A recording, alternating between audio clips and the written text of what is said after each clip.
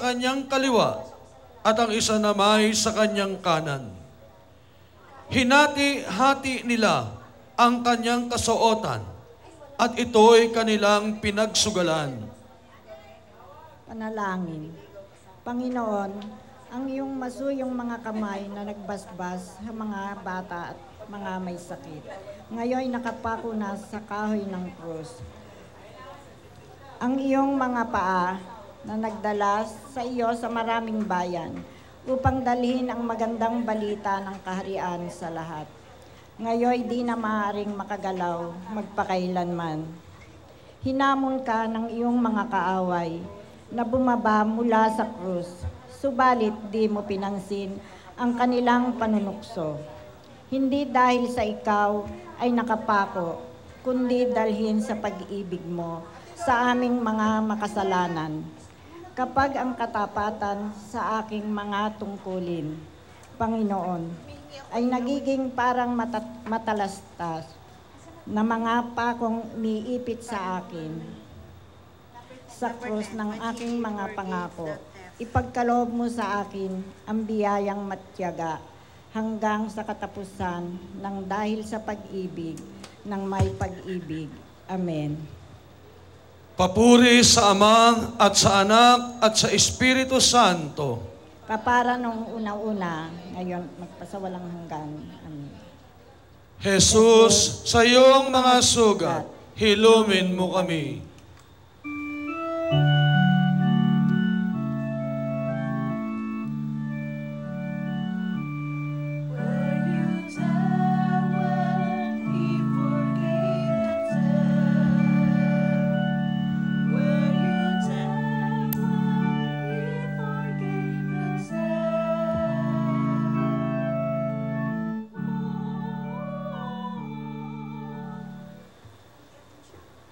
Ikasampung istasyon.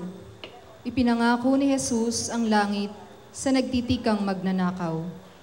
Sinasamba ka namin at pinasasalamatan, Panginoong Hesukristo. Sa pamamagitan ng iyong banal na krus ay niligtas mo.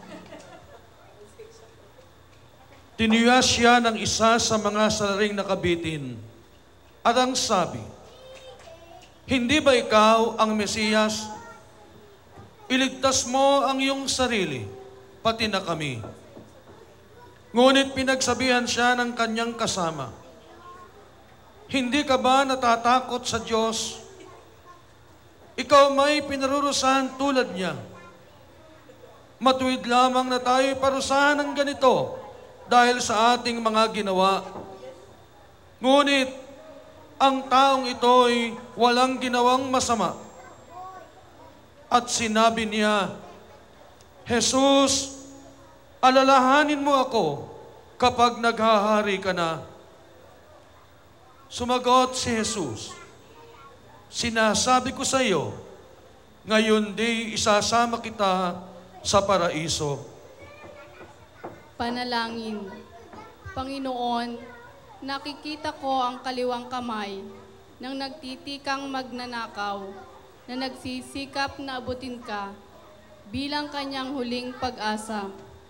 Nakikita ko ang iyong kanang kamay na nagsisikap na abutin siya sa isang mahabaging pagyakap. Subalit, ang mga pako ay pumipigil sa inyong dalawa na mahawakan ang isa't isa. Gayunman, ang kanyang malungkot na tinig at ang iyong mga salitang nagbibigay tiwala ay umabot sa puso ng bawat isa. Isang tao ang naligtas sa huling yugto ng kanyang buhay. Panginoon, kapag sumapit ang aking oras, naway marinig ko mula sa iyo ang nagbibigay tiwalang mga salita. Sa araw na ito, isasama kita sa paraiso. Amen. Papuri sa Ama at sa Anak at sa Espiritu Santo.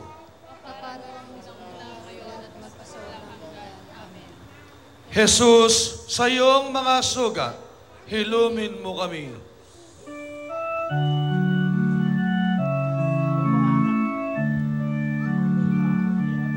Where you tell Mary stood beneath the cross.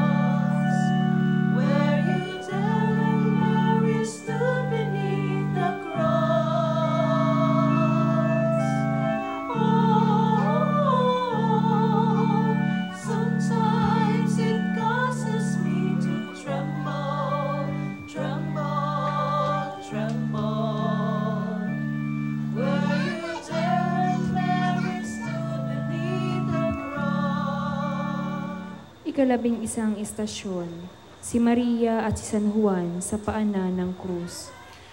Sinasamba ka namin at pinasasalamatan, Panginoong Hesukristo.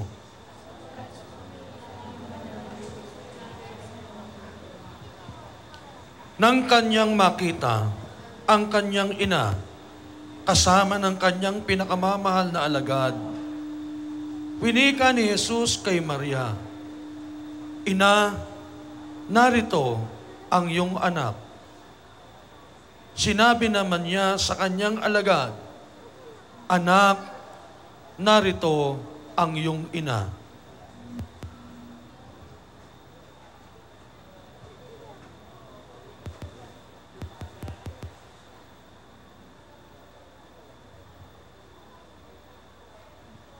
Panalangin. Isang anak, isang ina, at isang alagad.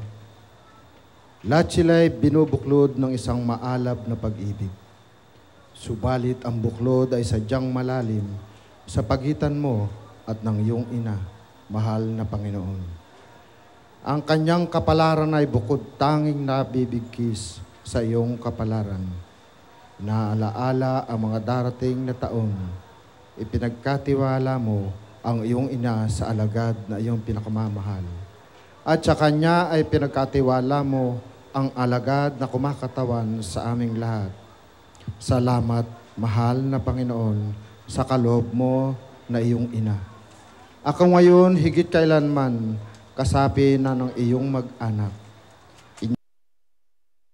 Inyong itulot na walang makasira sa magandang pakipag-ugnayang itinatag mo sa pagitan ko at ng iyong ina, sa pagitan niya at ng buong sangkatauhan. Amen. Papuri sa Ama at sa Anak at sa Espiritu Santo.